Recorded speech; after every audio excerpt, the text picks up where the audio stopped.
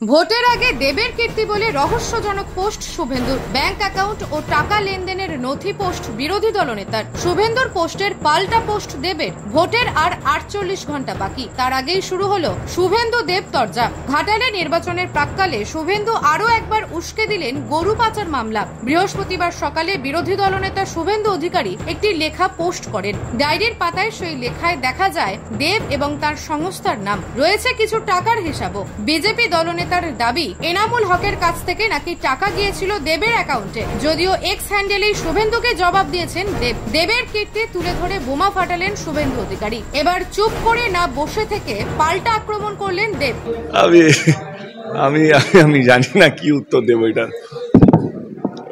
ভীষণ বোকা বোকা একটা পোস্ট, এবং এটা আমার কোথাও যেন মনে হয় কি এটা একদম প্রশ্ন ছুড়ে দেয় ইডি এবং সিবিআই এর কাছে। কারণ এই তথ্যগুলো শুধু ইডি, সিবিআই এবং হাইকোর্টের কাছে ছিল, বা যেই কোর্টে এই গরু চুরির তদন্তগুলো হচ্ছিল সেই তাদের দুটো এজেন্সি ইডি, সিবিআই এবং হাইকোর্টের কাছে এই যেই ডকুমেন্টসগুলো বেরিয়েছে সেগুলো তাদের কাছে থাকা কথা।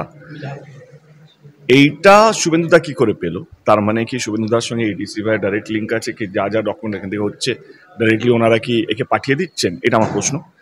আজ অবধি আমি এই কেসটা নিয়ে এই কারণে বলিনি, কারণ আমার মনে হয় একটা তো প্রসেস থাকে ইনভেস্টিগেশনের, and I am not accused in the case. আমাকে যতবার ডেকেছে স্টেটমেন্ট রেকর্ড করার জন্য ডেকেছে, এবং আমি আশ্চর্য হলাম যে এরকম একটা সেন্সিটিভ, বলবো না, বাট ডকুমেন্টস যেখানে ইডি, সিবিআইয়ের কাছে আছে, আমি ডকুমেন্টগুলো আমি নিজেও দেখেছি, এবং আমার যা রিয়াকশন আমি ইডি, সিবিআইকে দিয়েও ছিলাম। স্টেটমেন্ট যেটা দেওয়ার ছিল, প্রথম কথা আমি ওই লোকটাকে চিনি না, যে ডায়েরিটা দেখাচ্ছি দেব নামে লক্ষ মানুষ হতে পারে, এবং যেই ঘড়ি বা যেই জিনিসগুলো দেখিয়েছে সেগুলো আমি ওই মানুষটা নই, ফার্স্ট। সেকেন্ডলি, যেই 50 লাখ টাকা দেখাচ্ছে একটা ট্রান্সফার হয়েছে, আমি এক্ষুনি দেখিয়ে দিচ্ছি কি এটা আমরা 8-9 মাসের মধ্যে সেই টাকাটা ওই আর্নব ট্রেডার্সকে আমরা ফেরত দিয়ে দিয়েছি। সেই স্টেটমেন্ট লেজারটা আমি এক্ষুনি আপলোড করে দেবো, তাতে ওনার বুঝতে সুবিধা হবে। এবং আমার মনে হয় কি ইডি, সিবিআই যথেষ্ট বুদ্ধি রাখে দেন শুভেন্দু অধিকারী। ওনারা যদি মনে হতো কি আমি যদি এর মধ্যে অ্যাকিউজ বা কালপ্রিট বা আমি গরু চুরির সঙ্গে যুক্ত, তাহলে এতক্ষণ আমি তোমাদের সঙ্গে ইন্টারভিউ দিতাম না নিশ্চয়ই। তো সেই জায়গা থেকে, এবং এত একটা হাওয়া গরম করা হলো 3 দিন ধরে, কি বিশাল কিছু আসবে, এবং এই ধমকানো চমকানো ব্ল্যাকমেলিংয়ের যে রাজনীতি এবং আমার মনে হয় এটা দুঃখজনক। মানে, এবং শুভেন্দুদার মতন এত পোড় খাওয়া রাজনীতিবিদ, এবং আমি সকালে মেসেজও করেছি শুভেন্দুদাকে, এটা কি দরকার ছিল এইসব? মানে, কারণ আমাকে তো রিপ্লাই করতে হবে আলটিমেটলি। লাস্ট ডে কর্মীদের একটা মনোযোগ খুব দরকার, এবং আমি যদি রিপ্লাই না করি, আমি যদি চুপ করি, যেরকম আমি আজ অবধি চুপ ছিলাম গরু চুরি নিয়ে, আজ যেহেতু ডকুমেন্টস বেরিয়ে গেছে তো আমি বলতেই পারি কি ডকুমেন্ট কেন বেরোলো, তাহলে কোথা থেকে বেরোলো, তাহলে আমাকে তো আমার উত্তর দিতে হবে, কারণ আমার ভোটার আছে, আমার কর্মীরা আছে যারা বুথ লেভেলে কাজ করবে, এবং আমার নিজের ফ্যান্স আছে, আমার নিজের পরিবার আছে। তো আমার মনে হয় কি এইবারে আমার মনে হচ্ছে আর ভদ্রতা করে লাভ নেই। আমার মনে হয় একটা মিনিমাম জবাব দরকার। এবং আর সবচেয়ে বড় কথা যে 3 বছর ধরে, যবে থেকে আমার ইডিসিবিআই হচ্ছে, যবে থেকে হিরোন এই অঞ্চলে আসছে, ঘাটালে ঢুকতে শুরু, তবে থেকে নাকি আমি গরুচোর নিয়ে বলছে। আরে সবচেয়ে আগে তো পিন্টু মণ্ডলকে ও চেনে, আজকে তার প্রমাণও দিলাম। আজ অব্দি আমি চুপ ছিলাম, কারণ আমি কাউকে ঘেটে লাভ নেই, কারণ কাউকে না আমি বুঝি যে কারো গায়ে কাদা ছুড়লে কতটা কষ্টকর, কিন্তু যে সারাদিন কাদা নিয়ে ঘুরছে, সুযোগ পেলে দিয়েছে, আমি আর ভদ্রতা করে লাভ নেই, আমি আজকে দিয়েই দিই। তো পিন্টু মণ্ডলের সাথে হিরোন আমাদের মানে 2013, এই যে পেপারটা আছে আমার 2013 কাটিংটা, যেহেতু আমি যখন আছে আমার কাছেও সমস্ত ডকুমেন্টস রেডি আছে, তার জন্য আমি এখনো ঘুরছি এবং তাহলে তো উনিও গরুচোর, কারণ উনিও পিন্টু মণ্ডলের সঙ্গে কাজ করেছেন, পিন্টু মণ্ডলের সঙ্গে টাকা নিয়েছেন, তার মানে উনিও গরুচোর। এবং যিনি গরুচোর আমার আগে উনি কাজ করেছেন, আমার আগে উনি ছিলেন, তো আমার মনে হয় তাহলে তো সবাই গরুচোর। তো অর্ধেক ইন্ডাস্ট্রি, মানে অর্ধেক 90% ইন্ডাস্ট্রি গরুচোর হয়ে যাবে। অনেক আর্টিস্ট কাজ করেছে পিন্টু মণ্ডলের সাথে, এবং তুমি কি করে বাছাই করবে কে ভদ্রলোক, কে অভদ্রলোক, কে কোথা থেকে টাকা নিয়ে এসছে? আজকে আমার মনে হয় কি এই যে কোনোভাবে আক্রমণ করা, এই যে উল্টো পাল্টো কথা বলা, মিথ্যে কথা বলা ভোটের জন্য, জেতার জন্য, আমি তার বিরুদ্ধে। আমি আজ অবধি চুপ করেছিলাম, কারণ আমার মনে হচ্ছিল কি ছাড় না, আমি আমারটা সামলে নেব, ঠিক আছে। আমি 3 বছর ধরে এই কেসের মধ্যে যুক্ত আছি। যখনই আমি কোনো কিছু করি তখনই আমাকে একটা লেটার পাঠিয়ে দেওয়া হয় তদন্ত এজেন্সি। আমি আজ অবধি কোনোদিন ডেট চাইনি। এবারে তো বুঝতে পারলে কেন ডেট চাইনি, কারণ আজকে মোটামুটি শুভেন্দুদাই ক্লিয়ার করে দিল কি আমার এর সঙ্গে কোনো যুক্ত নেই।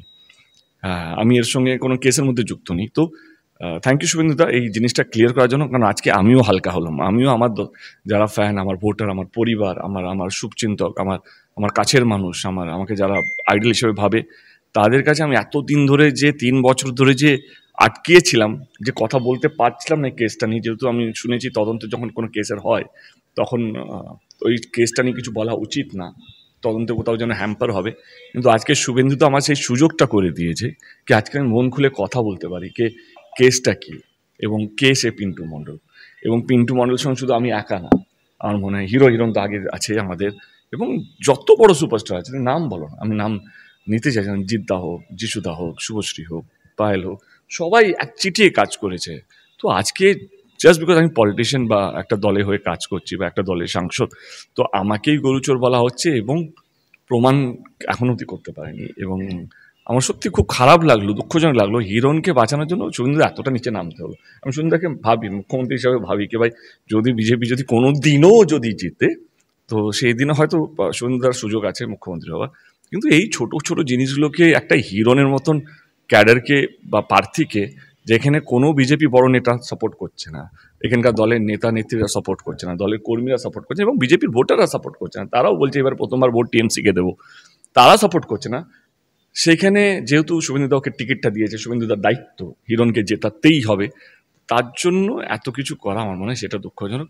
মানুষের উপরে ছেড়ে দিন, আর মাত্র একটা দিন বাকি, পরশু দিন ভোট, এবার মানুষকে বেছে নিতে দিন। এবং আজকে সত্যি আমি হাত জোর করে ধন্যবাদ জানাবো শুভেন্দু অধিকারীকে, কি আজকে আমি সত্যি মন খুলে কথা বলতে পারবো। কারণ 2.5 বছর ধরে যে নিজের মধ্যে যে চাপা ছিল কি আমি কি কেসে আছি, কেন আছি, কে সে পিন্টু মণ্ডল, কীভাবে আমাকে জড়ানো হলো, কেনই বা আমাকে জড়ানো হলো, আজকে মনে হয় অন্তত বাংলার প্রত্যেকটা মানুষ, যদি তোমরা পুরো ইন্টারভিউটা দেখাও, তুমি যদি প্রত্যেকটা চ্যানেল যদি বায়াস হয়ে ওইটুকু কেটে দেখালে, তাহলে আমি হয়তো আমার কথা। ব্যুরো রিপোর্ট, নিউজ আজ বাংলা।